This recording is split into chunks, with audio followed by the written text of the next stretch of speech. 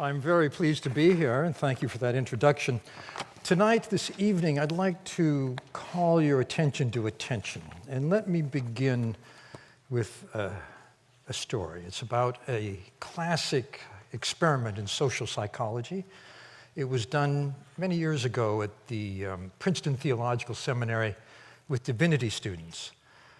Each student was told that they're going to give a practice sermon. They'd receive a topic to prepare, and then they'd go to another building and give the sermon to be evaluated. Half of the students were given the parable of the Good Samaritan as their topic, the man who stopped to help the stranger in need by the side of the road. The other half were given random Bible topics. As each divinity student went over to the other building to give their sermon, they passed a man who was bent over and moaning in pain. The interesting question is, did they stop to help? The more interesting question is, did it matter if they're pondering the parable of the Good Samaritan? What do you think? Didn't matter. Made no difference at all. What mattered was how much time pressure people felt they were under. And this is more or less the story of our lives. There's a spectrum that runs from noticing the other person, to tuning into the other person, to empathizing and understanding what's going on with them. And then if they're in need and there's something that we can do, compassion and maybe helping them. But if we never notice in the first place, we never go down that road. And this is the problem with attention today. It's under siege. I think the moment I knew we were in trouble was a while back before I started writing the book, Focus. I was on my way to a meeting. I was driving. I live out in the country in New England. I was late, but I was wanting people there to know I was coming. So as I was driving, I was texting them on my way. That's rather horrible because it turns out, as I read not very long after that texting while driving is the same as drinking while driving. It's really bad. In fact, in my state, it's outlawed now. Another thing I've noticed is when I was writing the book, I'd be kind of on a riff, really in flow, writing well, and then I'd have to look something up. So I go to Google Scholar. I love Google Scholar because it gives you access to the academic database. So I open my web browser, and my web browser presents me with the news of the day. And I'm a news junkie. So all of a sudden, I start reading news stories, and before I know it, I've been lost. 15, 20 minutes has gone by before I realized that, I was supposed to be looking that up. And today, we're all in the same boat, in that the tools that we use, our computer, our phone, and so on, are also devised to interrupt us, to seduce us, to draw our attention from this to that. And usually under that is trying to sell us something, a pop-up ad or whatever. But attention is besieged in a way that has never been true before. When I was going around to publishers and telling them I wanted to write about attention, one publisher said to me, "That's wonderful. We'd love to have that book, but could you keep it short?" So what happened to us? In 2007, Time magazine, a major American publication, had a small article that said there's a new word in the English language. The word is pizzled. It's a combination of puzzled and pissed off.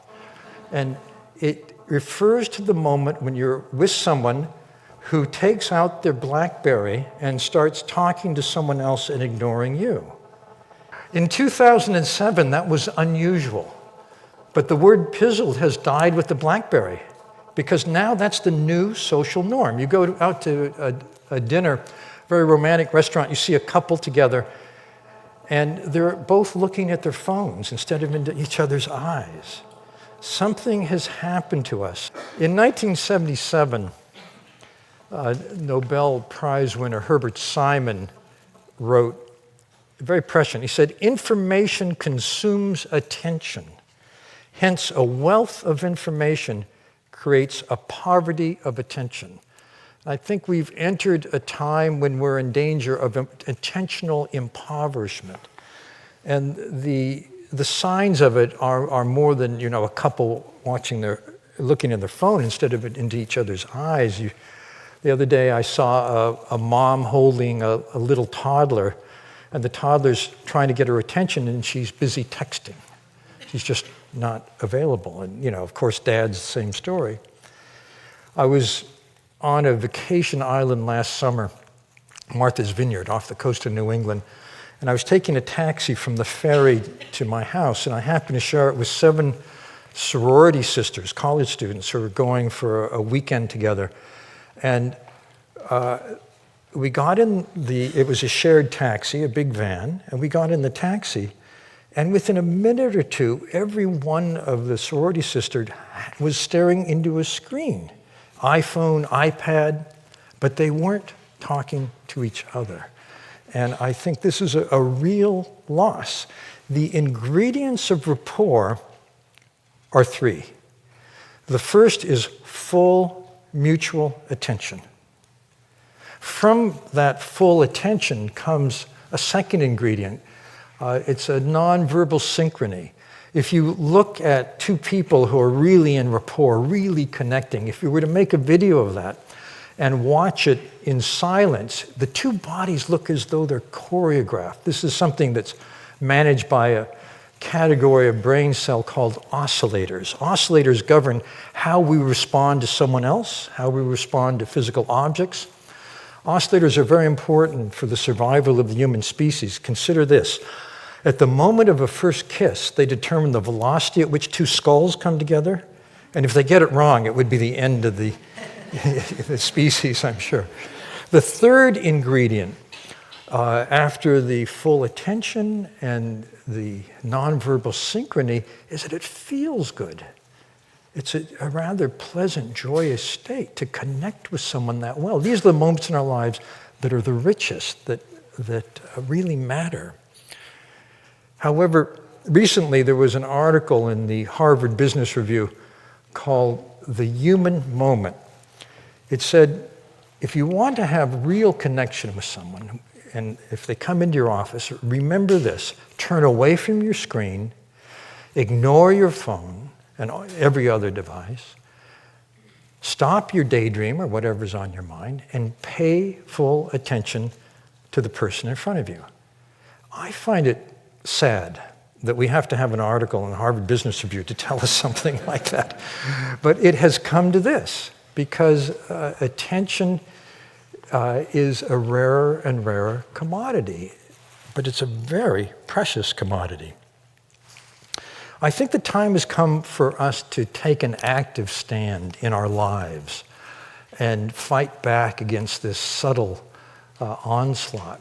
I know a couple, for example, who, when they come home, have a pact that they'll put their phones in a drawer. They won't look at them for the evening. There's a new way of getting together. I don't know if this has happened here in the UK, but in the States, for example, when people get together for dinner, everybody takes their phone out, puts it in the middle of the table, and the first person that reaches for their phone before the bill comes has to pay the bill.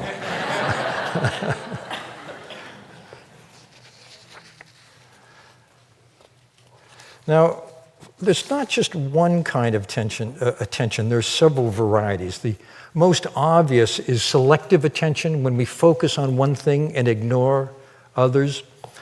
There are 2 main kinds of distractors, 2 general classes. One is sensory distractors. So if you're looking at me, you're probably not noticing this whiteboard here, right? That's relatively easy. The tough one is the second category. It's emotional distractors. Our emotional distractors are extremely powerful. They're thoughts about that conversation that didn't go so well, the tiff I had with my partner this morning, mostly relationship concerns, things that have upset us. So the more focused we are, the better we do at anything. It's rather obvious, but for example, a test of concentration among athletes predicts how well they'll do the next season. That's rather straightforward. And the less our mind wanders, or students' mind wander reading a text, the better we comprehend the text. However, it turns out, on average, while we're reading a book, our mind wanders about 20 to 40% of the time. I think it depends on the book. That particular study was done with Pride and Prejudice. If it had been done, say, with, I don't know, 50 Shades of Grey or Blink or whatever, it might have been different.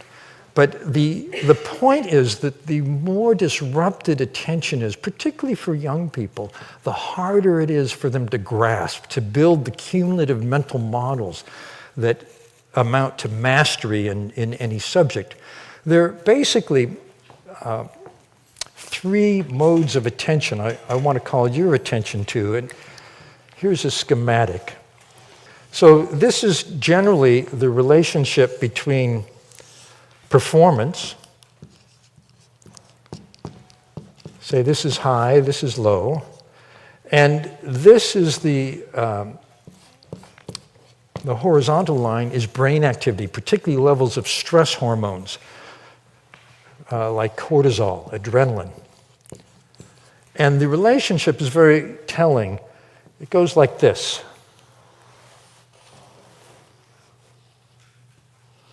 It's an upside-down U.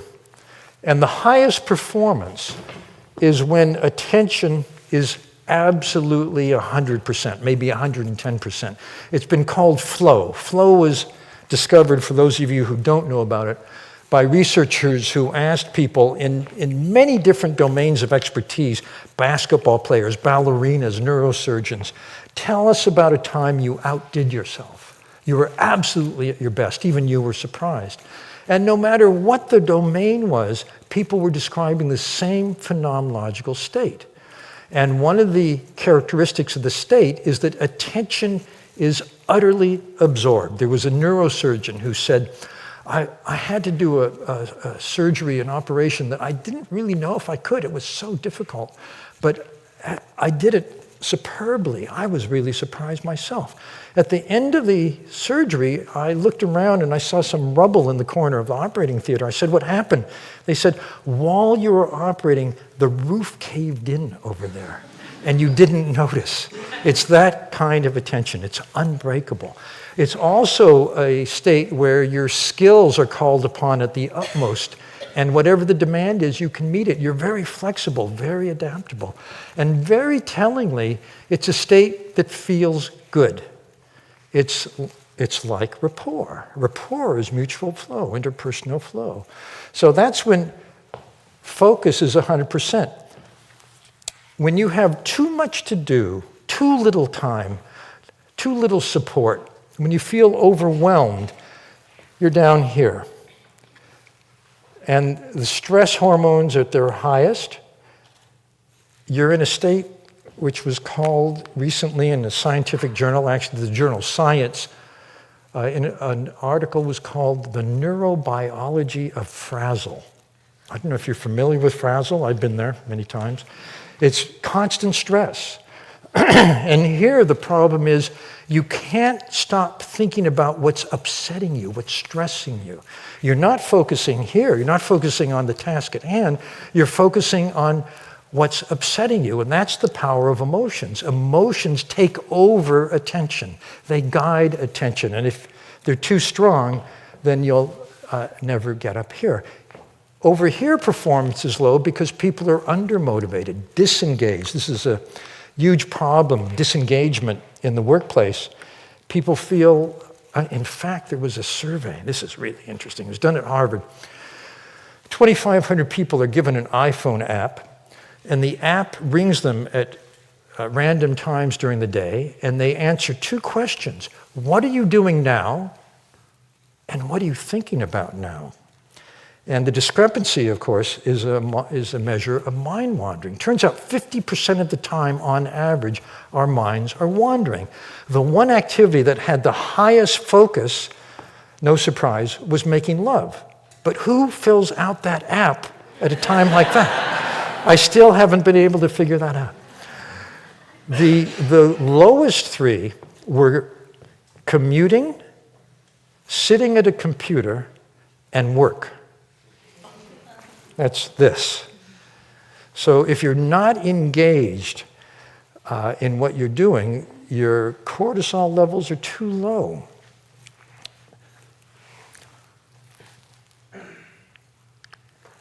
So I've been talking about focusing as though it were the only valuable kind of attention. But actually, mind wandering, which is the enemy of focusing, the term they use in brain science is they are anti-correlated. If your mind is wandering, by definition, you're not focusing, and vice versa. Mind wandering is absolutely essential for creative insight. The creative process demands that, first of all, you gather information, you focus on the problem, you really concentrate, and then you let go.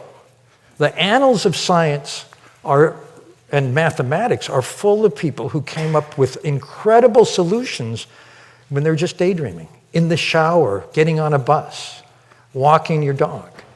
And that's because during mind wandering, we're able to make connections between remote elements in a new way that has value. That's the definition of a creative act. Of course, if you're going to execute, if you're going to put the idea to use, then you have to go back into focus. But mind wandering is extremely valuable. There's another level at which attention operates. This has to do with leadership. I argue that leaders need three kinds of focus to be really effective. The first is an inner focus. Let me tell you about a case that's actually from the annals of neurology. There was a corporate lawyer who unfortunately had a small prefrontal brain tumor. It was discovered early, operated on successfully. After the surgery, though, it was a very puzzling picture because he was absolutely as smart as he had been before, very high IQ, no problem with attention or memory, but he couldn't do his job anymore. He couldn't do any job. In fact, he ended up out of work. His wife left him. He lost his home. He's living in his brother's spare bedroom. And in despair, he went to see a famous neurologist named Antonio Damasio. Damasio specializes in the circuitry between the prefrontal area, which is where we consciously pay attention to what matters now, where we make decisions, where we learn, and the emotional centers in the midbrain, particularly the amygdala, which is our radar for danger. It triggers our strong emotions. They had cut the connection between the prefrontal area and the emotional centers. And Damasio at first was puzzled. He realized that this fellow on every neurological test was perfectly fine, but something was wrong, and then he got a clue. He asked the lawyer, when should we have our next appointment? And he realized the lawyer could give him the rational pros and cons of every hour for the next 2 weeks, but he didn't know which is best. And Damasio says, when we're making a decision, any decision, when to have the next appointment, should I leave my job for another one? What strategy should we follow going into the future? Should I marry this fellow compared to all the other fellows I married? Those are decisions that require we draw on our entire life experience. And the circuitry that collects that life experience is very base brain. It's very ancient in the brain. And it has no direct connection to the part of the brain that thinks in words. It has very rich connectivity to the gastrointestinal tract, to the gut. So we get a gut feeling. Feels right, doesn't feel right. Damasio calls them somatic markers. It's a language of the body, and the ability to tune into this is extremely important because this is valuable data too. They did a study of California entrepreneurs and asked them, how do you make your decisions? These are people who built a business from nothing to hundreds of millions or billions of dollars. And they more or less said the same strategy. I'm a voracious gatherer of information. I want to see the numbers, but if it doesn't feel right, I won't go ahead with the deal. They're tuning into their gut feelings. I know someone, I grew up in the farm region of California, the Central Valley, and my high school had a rival high school in the next town, and I met someone who went to that other high school. He was not a good student. He almost failed. He didn't graduate, came close to not graduating high school. He went to a 2-year college, a community college as we call them, found his way into film, which he loved, and got into a film school. In film school, his student project caught the eye of a director who asked him to become an assistant, and he did so well at that the director arranged for him to direct his own film, someone else's script. He did so well at that, they let him direct a script that he had written, and that film did surprisingly well. So the studio that financed that film said, if you want to do another one, we will back you. And he, however, hated the way the studio edited the film. He felt he was a creative artist and they had butchered his art. He said, I'm going to do the film on my own. I'm going to finance it myself. This was, everyone in the film business that he knew said, this is a huge mistake. You shouldn't do this. But he went ahead and he ran out of money. Had to go to 11 banks before he could get a loan. He managed to finish the film. You may have seen the film. It's called Star Wars. So George Lucas made a decision on the basis of his gut. It didn't feel right to let the studio mangle his next film. It was his integrity. And this inner sense is ethical. It's an ethical rudder. You know, it answers the question, is what I'm about to do in keeping with my sense of meaning, values, purpose, and ethics? That's not a question that we answer first in words. We answer it first in what feels right and doesn't feel right. Then we put it into words. And every leader today needs a strong ethical rudder. So I'd say an inner awareness, inner focus is essential. Then there's other focus, which is being able to read people, being able to tune in to a person. There are three kinds of empathy, and this is empathy I'm talking about. The first is cognitive. Cognitive empathy means I understand how you think about things, your mental models, how you see the world. What that means is I'm able to communicate with you in terms you really understand, you really resonate with. Managers, leaders who are able to talk to other people with good cognitive empathy are able to get better than expected performance out of people because they know how to mobilize them. They know what matters. Then there's emotional empathy. Emotional empathy is an immediate felt sense of what's going on in the other person. And this is absolutely essential too. If you only have cognitive empathy and you don't have emotional empathy, you'll miss the mark. The third kind of empathy is very important too. It's empathic concern. Not only do I know how you think and how you feel, but if there's something you need and I can help you with, I'm predisposed to help. The leaders who have the most loyalty, who people love working for, have all three kinds of empathy. There's an article in the Harvard Business Review called Leadership Run Amok. Leadership Run Amok is about people who may have cognitive empathy but lack the other two. These are leaders who are very good at hitting the target, for example, but don't care about what happens to the people that they manage. They have no feeling for them, and so they demoralize people, or people are ready to leave if they're able. The third kind of focus is outer focus. This is very important, for example, in formulating strategy. You need to understand the ecosystem within which your organization operates. You need to be able to sense what's going to work, what we'll need to do in the future, and so on. And for that, you need a kind of systems view, big picture thinking. The sad story here is actually the BlackBerry. There are basically two kinds of strategic thinking. One is exploitation. The other is exploration. In exploitation, you take a product or a brand that's worked very, very well, and you fine-tune it, you tweak it, you keep making it better because it keeps working for you. That's what BlackBerry did. The danger is if you don't also explore. Exploration means you look widely, you see what's happening, where things are going. You do R&D, you try to come up with the next new thing, and they failed to see, for example, Samsung. They failed to see what the competition was doing. If you don't have an inner focus and an other focus and an outer focus, the danger is being rudderless, clueless, or blindsided.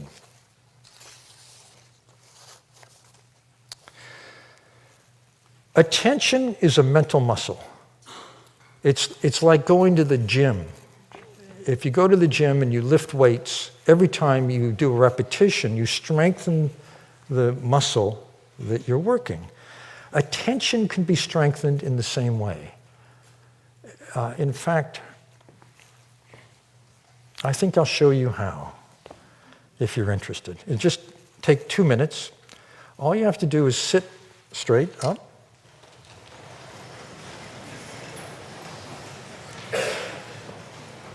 Close your eyes and bring your attention to your breath. Don't try to control your breath. Just watch your breath. Observe it. Try to sense it coming in and out, maybe at your nostrils. And watch every breath. The full in-breath, the full out-breath. Start over again with the next breath.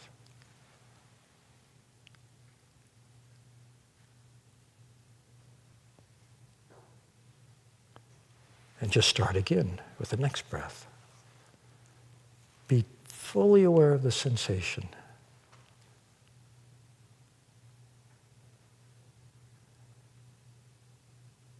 And if you find that your mind is somewhere else, bring it back again and gently restart.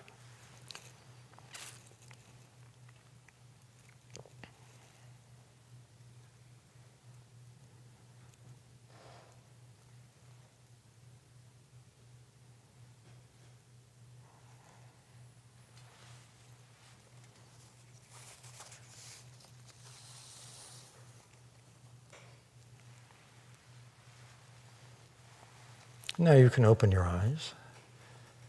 Did anybody notice their mind wandering? Did anybody bring it back? That's the rep. Actually, the exercise is not keeping your mind focused. The exercise is when it wanders, bringing it back. That's what strengthens the connectivity in the attentional circuitry. This is a study that was done at Emory University. And this is a basic muscle of mind. What's interesting to me is that we don't exercise it, typically. We depend on externals to grab our attention. In fact, our economy, in a sense, is built on the grabbing of attention. Habituation is what the brain does when it sees the same old thing day after day after day, walking the same way to work or whatever it is. You don't see it after a while. The brain economizes on attention. Orienting, on the other hand, is opening up. It's whenever the brain encounters something new, novel, and surprising, it excites the brain. And think about it. Every season, there's a new fashion. Well, what is a new fashion? It's actually a minor variation on a basic product. Every year, there's a new car. Well, what's a new car? It's just enough difference to excite the orienting response. So it's the basis of our economy. It's a very radical move to cultivate the ability to manage your own mind so that you can orient at will. But that's exactly what's possible with attention training, and I've become a big advocate of it. One reason is the research. Richard Davidson, who's a neuroscientist at the University of Wisconsin, has expertise in the brain and emotion. And he's found in his research that when we're agitated, when we're upset and angry and anxious, there's a lot of activity in the right prefrontal area, just behind the forehead. Also in the amygdala, the brain's trigger point for the fight, flight, freeze response. When we're, on the other hand, in a really positive state, I feel great, enthusiastic, what a wonderful day, there's a lot of activity on the left side and no activity on the right. Each of us has a ratio at rest of right to left activity that predicts our mood range day to day. He finds there's a bell curve for this, like for IQ. Most of us are in the middle. We have bad days, we have good days. If you're very far to the right, you may be clinically depressed or clinically anxious. If you're very far to the left, you're very resilient. You bounce right back from setbacks.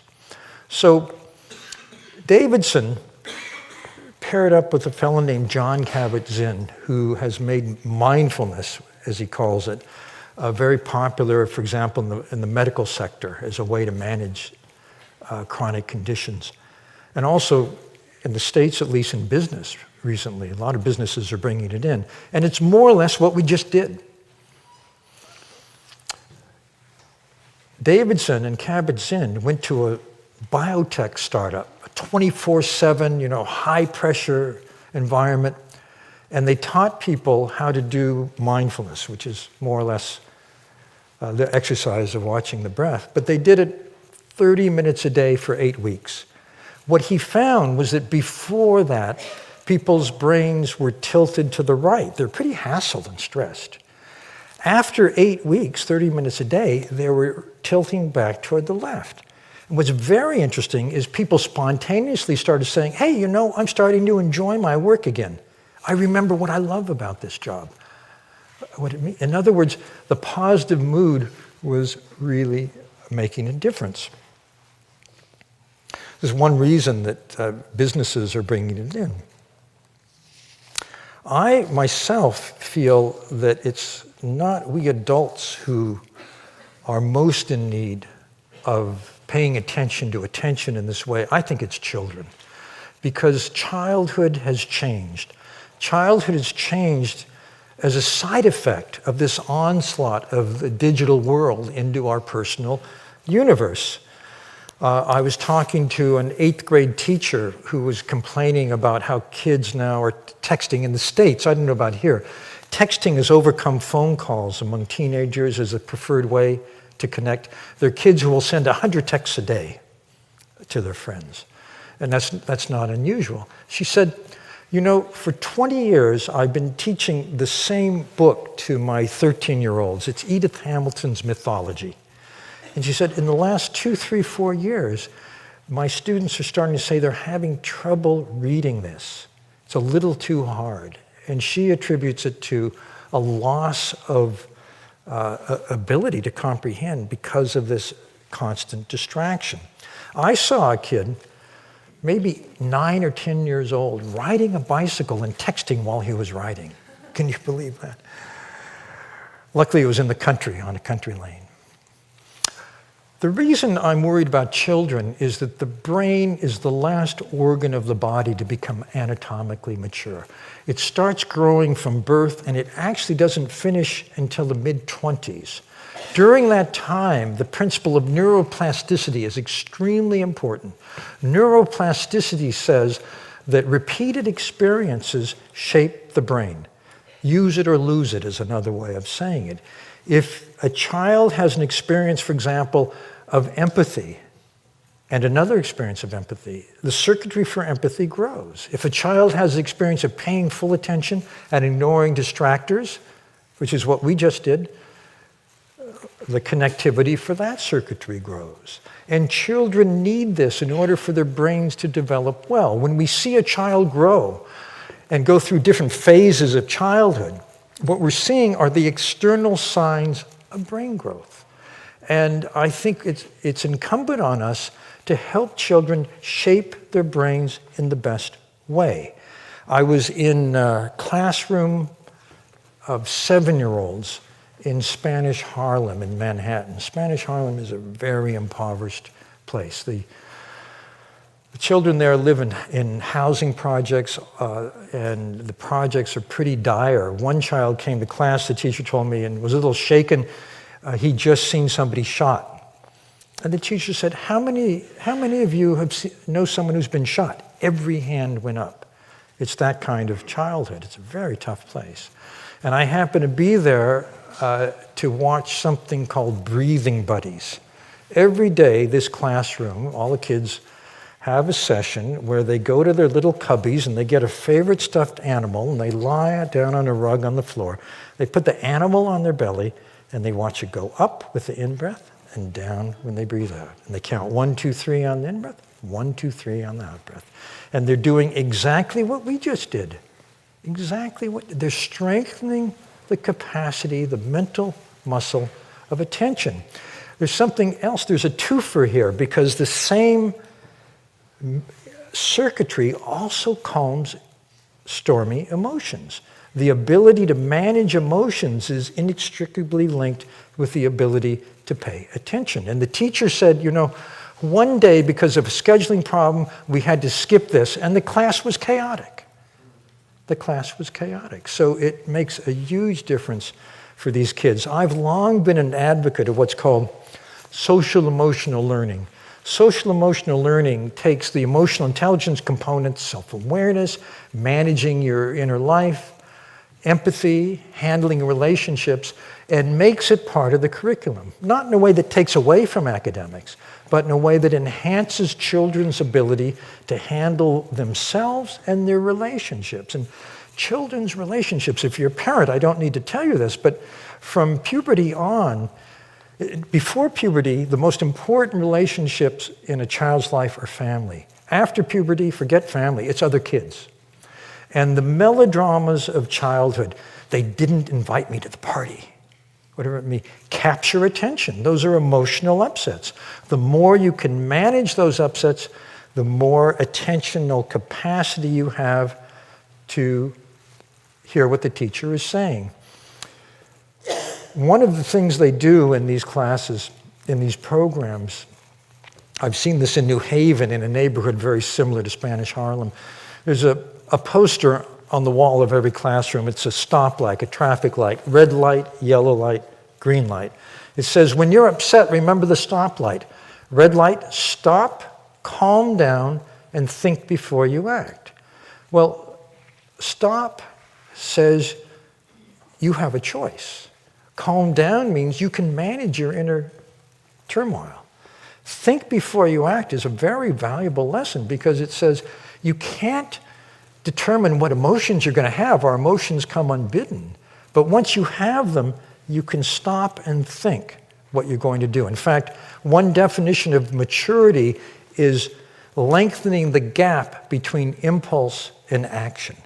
Yellow light, think of a range of things you could do and what the consequences might be. Green light, pick the best one and try it out. This is a lesson in what's called cognitive control.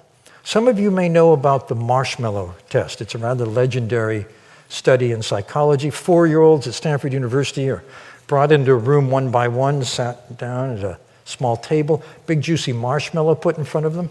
The experimenter says to this 4-year-old, you can have the marshmallow now if you want, but if you don't eat it till I come back from running an errand, you can have 2 then.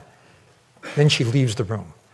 This is a predicament that tries the soul of any 4-year-old, I assure you. I've seen video on it. Some of them will go up and sniff it as though it were dangerous and then jump back, and others go off and sing and dance to themselves in a corner to stay distracted. About a third of the kids can't stand it. They just grab it and gobble it down on the spot. And another third or so wait the endless 10, 12 minutes until the experimenter comes back and they get the 2 marshmallows. The payoff from the study came 14 years later, when they're tracked down as they're about to go to university, and the 2 groups are compared, the ones who gobbled, the ones who waited. And it turns out the ones who waited get along much better with their peers. They're still able to delay gratification in pursuit of their goals, which is exactly what that's a test of. And this was a surprise. On the American University Entrance Exam, the SAT, which at that time had 1,600 total points, the kids who waited had a 210-point advantage over the kids who grabbed. This is really interesting.